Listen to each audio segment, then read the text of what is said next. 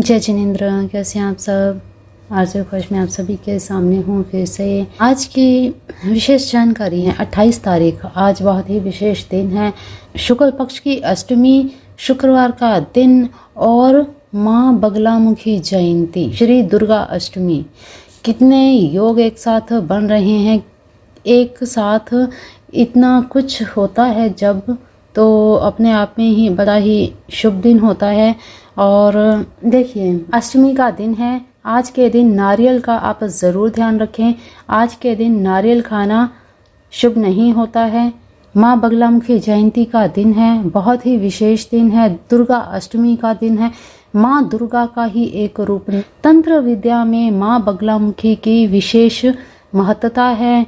तंत्र विद्या में सबसे श्रेष्ठ माँ बगलामुखी को माना जाता है। शत्रुओं से निजात पानी है, किसी भी प्रकार का कोई कोर्ट केस है, ऐसी कोई भी विपदाएं हैं, कानूनी कार्रवाई, कोई भी ऐसी चीज़ें हैं, उन सभी से निजात पाने के लिए माँ बगलामुखी की ही पूजा आराधना की जाती है, मंत्र जाप किए जाते हैं।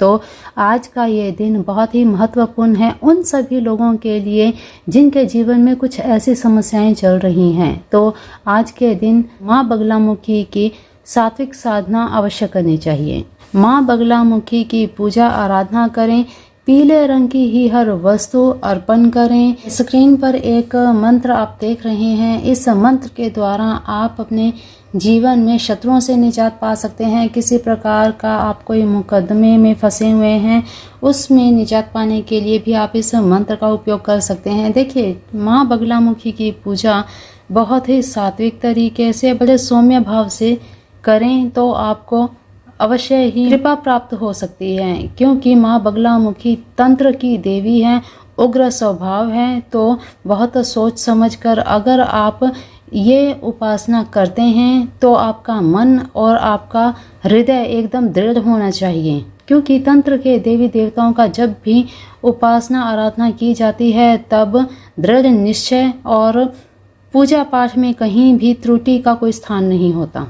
तो ये चीज़ हमेशा आप ध्यान रखिए कि एकदम दृढ़ निश्चय हो। जो कार्य आप शुरू करें उन्हें पूरा करें, अधूरा न छोड़ें। दूसरी बात, इनकी पूजा कभी भी किसी के नाश के लिए ना करें। अगर आप किसी के अहित का सोच कर करेंगे, आप विफल होंगे, उल्टा आपको नुकसान हो सकता है। इनकी पूजा में पीले ही वस्त्र, पीले आसन, पीले फल फूल, नैवेद्य, इन सभी वस्तुओं का आप उपयोग करें तो माँ बगलामुखी जल्दी प्रसन्न होती हैं।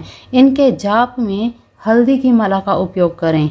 और पूजा का विशेष समय वैसे तो रहता है मध्य रात्रि का, लेकिन जैसा कि सात्विक पूजा करनी है और गृहस्थ आश्रम में रहने वाले सभी माँ बगलामुखी की पूजा आराधना करने के लिए दिन का समय शुभ रहेगा।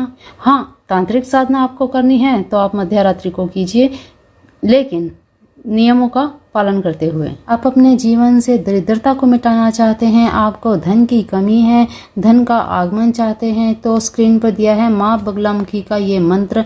इस मंत्र से हर प्रकार की मनुष्य की दरिद्रता समाप्त हो जाती है। तो ये मंत्र आप अपनी दरिद्रता की समाप्ति के लिए कर सकते हैं। देखिए, नियमों की हम बात कर रहे थे, तो मंत्रों का जाप, जब माँ बगलामुखी के मंत्रों का जाप किया जाता है तब कुछ पालन ऐसे होते हैं, जैसे ब्रह्मचर्य का पालन करना ज़रूरी होता है। ये इन सब बातों का आपको ध्यान रखना पड़ेगा, क्योंकि जब माँ बगलामुखी साधना की जाती है उस समय बहुत ही दृढ़ संकल्प लेकर साधना की जाती है और साधना खंडित नहीं होनी चाहिए।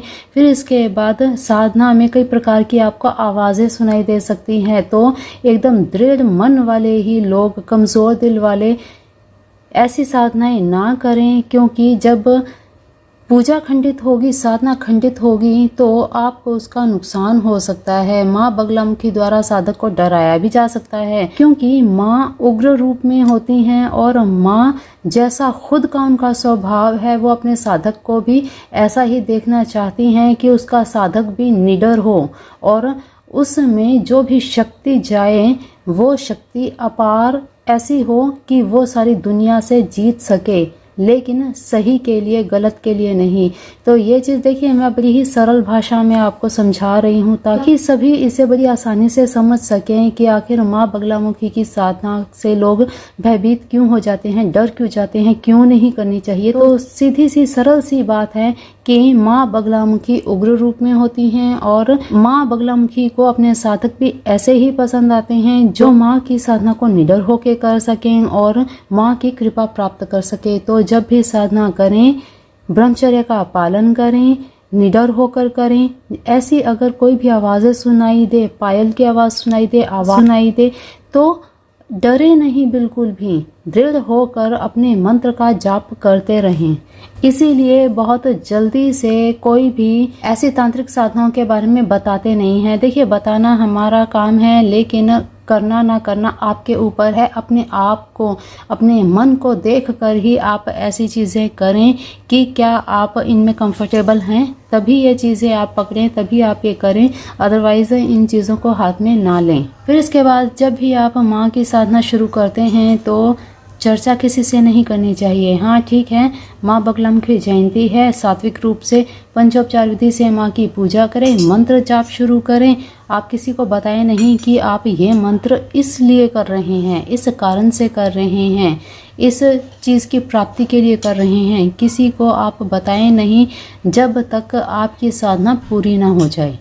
हाँ, इसके अलावा जो गृहस्थ आश्रम में रहने वाले लोग हैं, जिन्हें कोई शत्रु पीड़ा नहीं है, कोई भी मुकदमे की, कोई कोर्ट केस की, कोई भी इस प्रकार की समस्या नहीं है, उन्हें अपने जीवन को सुरक्षित रखने के लिए अष्टमी का दिन है, माँ भगवती का नवारण मंत्र कीजिए, माँ बगलामुखी की पूजा करें, देसी घी का दीपक जलाएं, पीले रंग की मौली की बाती बनाकर दीपक करें, धूप दीप आदि करके पीले ही रंग के भोग लगाएं, लड्डू का भोग लगाएं। अपनी सामर्थ्य के अनुसार जो आप कर पाएं उतना आप करें। माँ भगवती के नवारण मंत्र का जाप करें, क्योंकि माँ भगवती 9 रूपों में से ही एक रूप हैं और इन्हीं में से 10 महाविद्याओं में एक रूप है माँ भगवती का। तो 10 महाविद्याओं का एक महानवारण मंत्र स्क्रीन पर दिया हुआ है। ये मंत्र आप करें और माँ भगवती की अपार कृपा पाएं। अष्टमी का दिन बहुत ही महत्वपूर्ण होता है। इस दिन की गई साधना देवी कवच बहुत ही प्रभावशाली रहता है। अवश्य करें और आज का ये दिन आप सभी के लिए शुभ रहे। इसी इच्छा, इसी कामना के साथ आप सभी की मनोकामनाएं पूर्ण हों। आप सभी के जीवन में जो भी समस्याएं हैं, सब समस्याएं आपकी समाप्त हो जाएं। आप अपने परिवार के साथ खुश रहें, सुखी रहें, समृद्ध रहें। इसी इच्छा के साथ आज की वाणी को देती हूँ विराम। मिलते हैं फिर ऐसे ही नई वीडियो में नई जानकारी के साथ। तब तक के लिए अपना ध्यान रखिए, अपने अपनों का भी ध्यान रखिए। जय जिनेंद्र।